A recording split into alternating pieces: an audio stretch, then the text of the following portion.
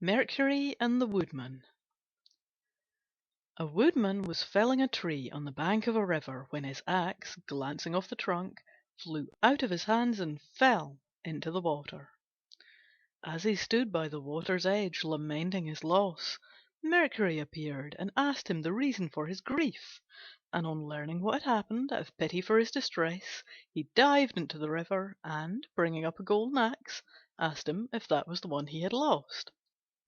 The Woodsman replied that it was not, and Mercury then dived a second time, and, bringing up a silver axe, asked if that was his. "No, that's not mine either," said the Woodsman. Once more Mercury dived into the river and brought up the missing axe. The Woodsman was overjoyed at recovering his property, and thanked his benefactor warmly, and the latter was so pleased with his honesty that he made him a present of the other two axes. When the Woodsman told the story to his companions, one of these was filled with envy of his good fortune, and determined to try his luck for himself.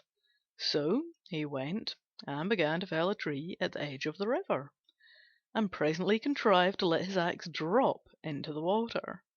Mercury appeared as before, and, on learning that his axe had fallen in, he dived and brought up a golden axe, as he had done on the previous occasion. Without waiting to be asked whether it was his or not, the fellow cried, "That's mine! That's mine!" and stretched out his hand eagerly for the prize. But Mercury was so disgusted at his dishonesty that he not only declined to give him the golden axe, but also refused to recover for him the one he had let fall into the stream. Moral of the story being, honesty is the best policy.